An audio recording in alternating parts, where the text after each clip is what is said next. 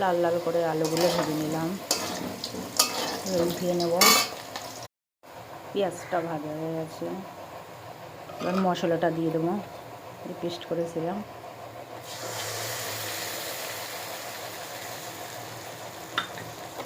Tomato কেটে রেখেছি, টমেটোটা দিয়ে দেবো,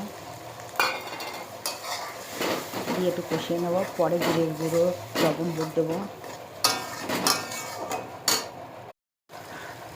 মশলাটা কষানো হয়ে গেল,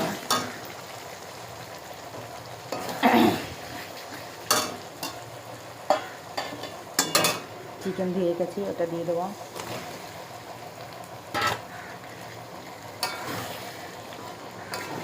এটাকে ভালো করে কষিয়ে নেব।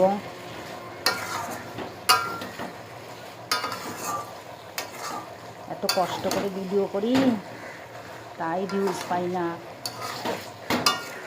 আর মানুষে খারাপ ভিডিও করে ভিউজ পেয়ে যাচ্ছে।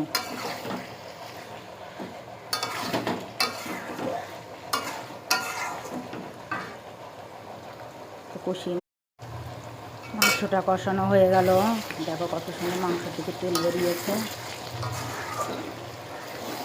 এবার জল দিয়ে দেবো।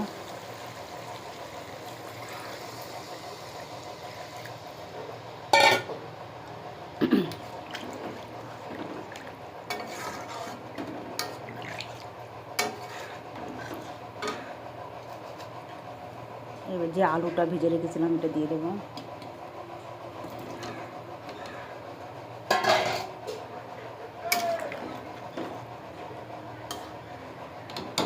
এবার ঢেকে দেবো 10 মিনিট। চিকেন হয়ে গেল, এবার গরম মশলা দিয়ে দেবো, দিয়ে নামিয়ে দেবো। গরম মশলা দিয়ে দেবো। পাশের বাড়ি পুজো হচ্ছে, সে আওয়াজ আসছে, নারায়ণ পুজো।